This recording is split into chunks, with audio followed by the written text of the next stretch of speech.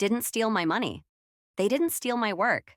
They stole my name and built an empire on it. My name was everywhere, on documents I had never signed, on deals I had never approved, on success stories I was never invited to celebrate. And yet, I stayed silent. Not because I didn't know, but because I was watching. I'm Lila, and once, my name meant trust. People believed in it. They respected it. I had spent years building that reputation, honestly, patiently, quietly. I helped people start projects, guided them through ideas, connected them to the right contacts. I never asked for credit. I never demanded attention. That was my biggest mistake. It started innocently, or at least that's what I thought. A former colleague, Evan, approached me with an idea. Just mentorship, he said. I just need your guidance. He praised my experience, my network, my calm judgment. I agreed. I always agreed. Helping people made me feel useful, needed. Soon, others joined him. Meetings turned into plans. Plans turned into proposals. And slowly, without me realizing it, my name became a guarantee. Lila supports this. Lila is involved. Lila approved the strategy. Except, I hadn't. At first, I brushed it off. Surely it was a misunderstanding. Surely no one would dare use my name without permission. But then I saw the proof. Emails forwarded to me by accident. Contracts mentioning my credibility. Investors convinced because they trusted me. They were getting rich, and I was invisible. I confronted Evan once, calmly, carefully. You've been using my name, I said. He laughed nervously. It's just for trust, Lila. You know how people are. Don't worry, you'll benefit too. That benefit never came. Instead, I watched from a distance as they grew.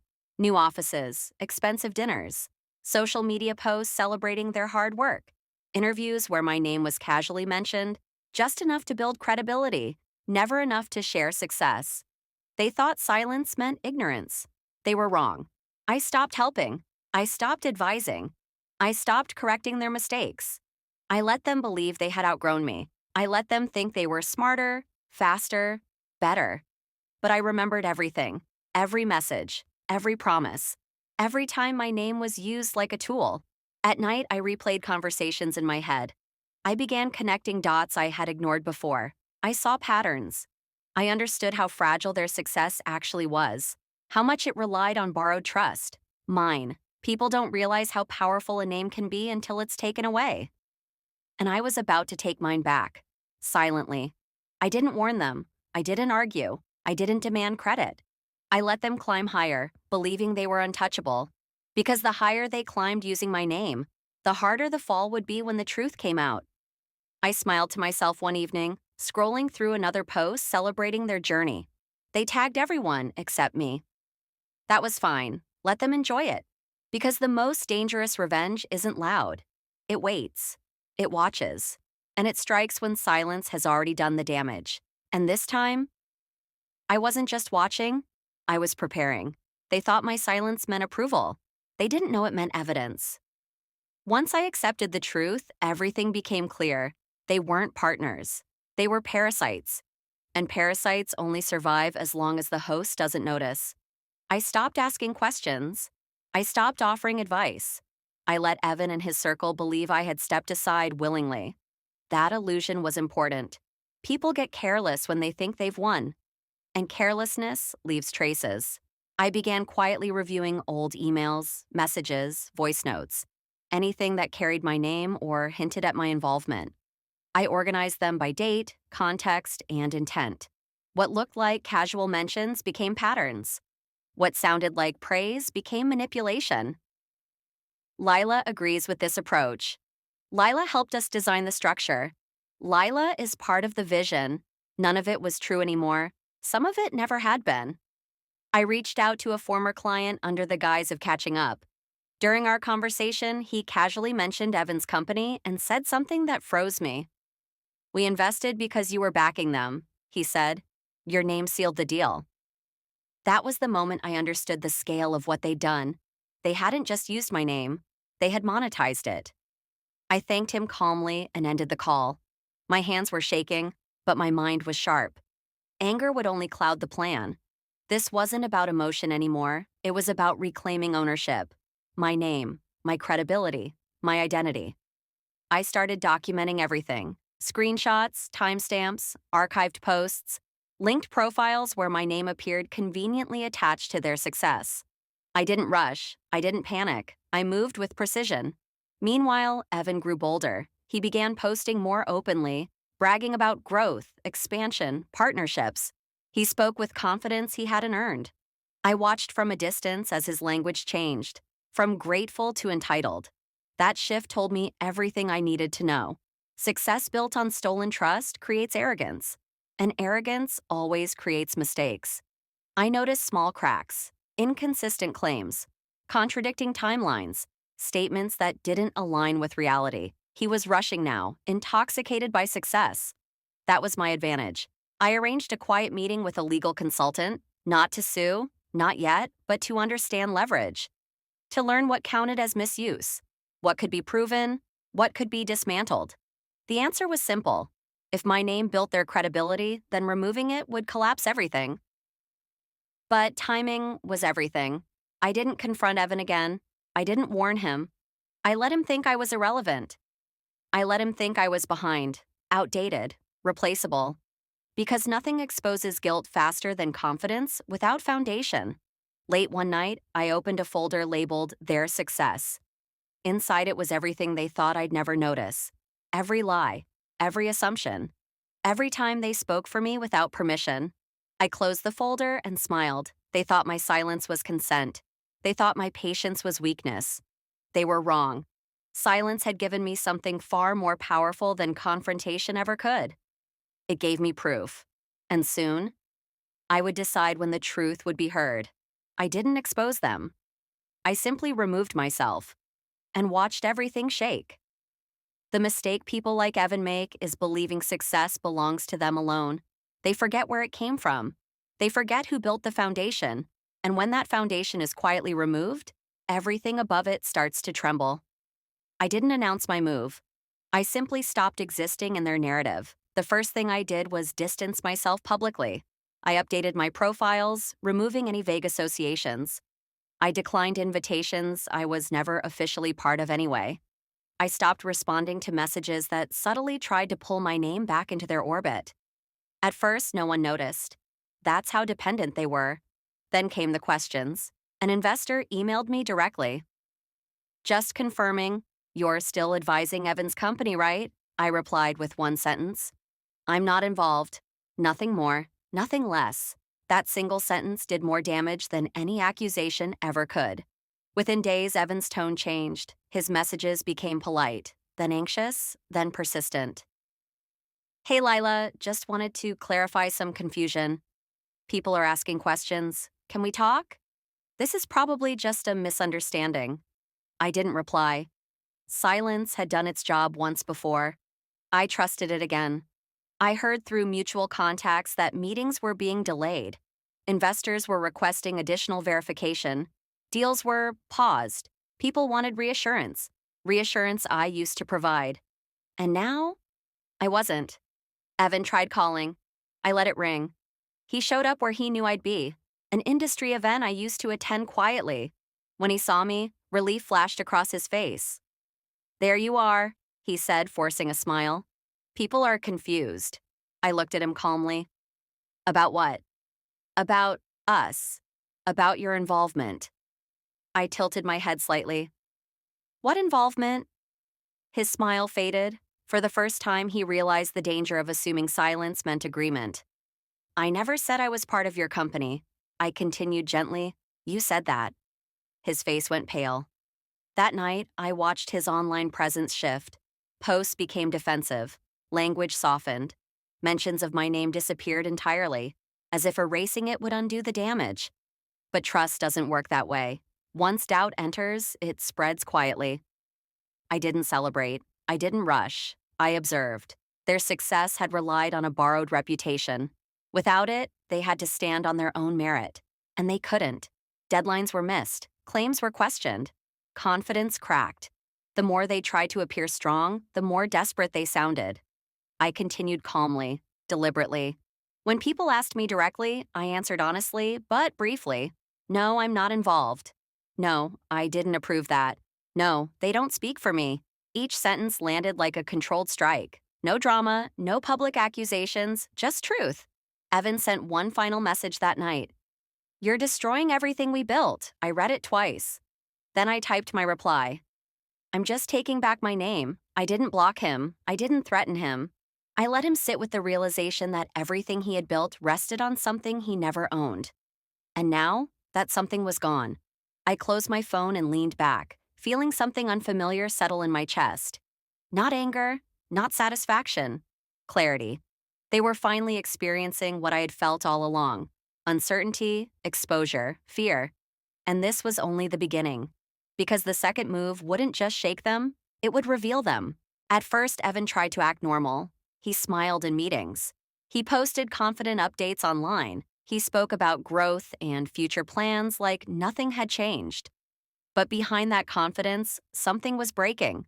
People don't lose trust loudly, they lose it quietly, by asking questions. The kind of questions Evan wasn't prepared for. Can you clarify Lila's role? When did she officially step away? Was she ever legally involved? Each question chipped away at the illusion he had built, and he had no solid answers. I heard everything through the same network that once connected me to opportunities. Now it brought me something else: truth. Former partners, mutual contacts, even people who barely knew me reached out with the same confusion. You're not part of this anymore. They said you helped design everything, assumed you were still advising them. I repeated the same calm response every time. No, I'm not involved. No anger, no explanation, just clarity.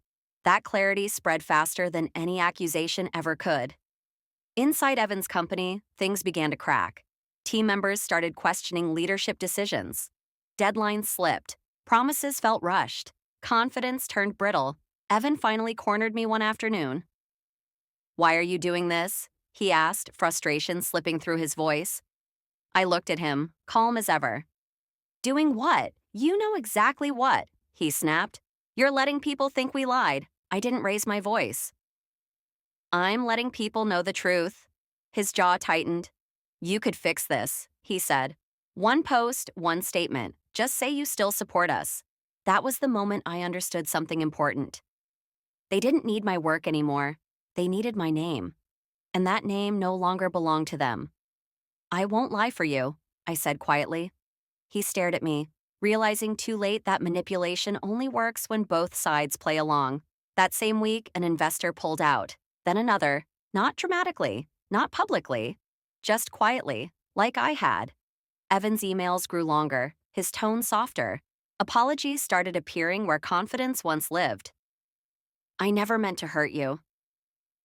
We should have communicated better. We can fix this together. But there was nothing left to fix. They had built success on borrowed trust, and borrowed things always get returned, one way or another. Late one night, I received a forwarded message from someone inside the company. It was Evan, reassuring his team. Everything is under control, he wrote. We're handling the situation. But even through text, I could feel the panic. Control was gone. And for the first time since this all began, I felt something shift inside me. Not revenge, not satisfaction, relief. I had spent so long being careful, helpful, invisible, thinking that was strength. But strength, I realized, is also knowing when to step away and let the truth stand on its own. They were learning that lesson now. And the hardest part was still coming. Because when success collapses, people don't just look for answers. They look for someone to blame. And this time, it wouldn't be me. They thought they could blame anyone but me. But the truth has a way of speaking for itself. By now, the damage was visible, but still subtle enough to confuse anyone who wasn't paying attention. Evan's confident messages became defensive. His calls grew desperate. The team looked worried. Investors weren't making bold moves. Every plan they had carefully stacked began wobbling, not because I interfered, but because I had withdrawn, the most powerful move I could make. One afternoon, Evan called me directly. Lila, this is getting out of hand, he said, panic lacing his voice. We need you to clarify. Just one post, one statement, please. I paused. Slowly, calmly. I already clarified. I replied softly. I'm not involved. That's all. He stammered, unable to respond. The silence was heavier than any confrontation. Soon the blame game began internally. Team members whispered, questioning leadership. Some openly doubted Evan's decisions. Why didn't anyone verify Lila's role? They asked. Everything she did, weren't we supposed to double check? Even Evan's closest allies started looking at him differently. The foundation of trust he relied on, the borrowed credibility from my name, was gone. Without it, confidence eroded fast. I watched from a distance as arguments quietly erupted inside meetings. They tried to cover it up, but cracks spread like fire through dry leaves. Every project deadline slipped. Every client asked for proof of authorization. Every claimed success had to be justified, and justification without me was shaky. Evan's desperation grew. He began sending long emails, arranging frantic calls, even attempting public statements. Every word sounded strained, defensive, and unconvincing, and every attempt failed to regain the trust they had so carelessly borrowed. I received forwarded messages from investors. Some apologized for withdrawing support. Others expressed confusion. Everyone was talking about verification, legitimacy, and whether they had been misled. And through it all, I stayed calm. I didn't gloat, I didn't shout, I didn't post online. I simply observed. The chaos unfolded naturally. Arrogance, overconfidence, and unethical reliance on borrowed credibility always have consequences. At night, I reflected on the events.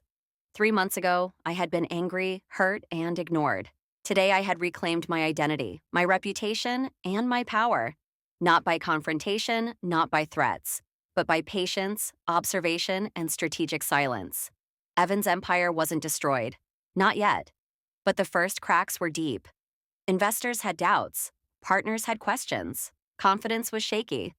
And most importantly, people were realizing the truth. Success built on someone else's name is fragile. I leaned back in my chair and smiled. Not with revenge in mind, but with clarity. Silence is often underestimated. People confuse it with weakness. But when used wisely, silence allows truth to surface, arrogance to crumble, and justice to unfold, without ever raising your voice. And that's exactly what I did. They thought I was gone. But silence isn't weakness, it's power. Weeks passed, and the chaos inside Evan's company settled, not with celebration, but with uneasy silence. The cracks were still there, spreading quietly. Deals were reconsidered. Partners hesitated. Investors double-checked facts. Every corner of the empire that had relied on my name began to tremble without me holding it up. I, on the other hand, returned to my life calmly, my reputation intact, my credibility untouched. And for the first time in months, I felt truly free. I didn't post anything online. I didn't go around telling people how they had used me. I didn't even mention it to friends. I simply reclaimed my identity through my actions and my silence. The world already knew the truth. It only took time to catch up to those who had tried to steal it. People who once whispered about my quietness now recognized the power it held. Silence, I realized, wasn't passive. It was deliberate. It was controlled. It was a weapon more precise than any confrontation. One day, I received a simple message from an investor I had helped in the past. Your judgment and integrity are unmatched. I'm glad I know the real you. No praise for revenge, no celebration of downfall, just acknowledgement of truth. And that mattered more than any public victory. Inside Evan's company, rumors swirled. Questions lingered. People wondered how such a small oversight, relying on someone else's credibility, could cause so much instability. They would never publicly admit it, but everyone learned a lesson. Arrogance and deceit are fragile foundations, and the people you underestimate often hold the most power. I reflected on the months of planning, patience, and observation. It hadn't been easy. Anger would have made me reckless. Impatience could have cost me everything. But the silence, the careful steps, the deliberate withdrawal, it worked. And in that, I found clarity. I didn't need revenge for its own sake. My goal was reclaiming what was mine: my name, my credibility, my dignity. Everything else, the crumbling of their false confidence, was a natural consequence. I smiled quietly to myself. The girl who had been overlooked, underestimated, and ignored was no longer invisible. She had walked away, untouched by drama, with her integrity intact. The lesson was simple, yet powerful. Power doesn't always roar. Sometimes it whispers. Sometimes it waits. And sometimes it is silent. I closed my laptop and leaned back. The storm I had silently orchestrated had passed. And in its wake, I found not just victory, but peace. I was free. I was strong. And I would never let anyone use my name or my trust again.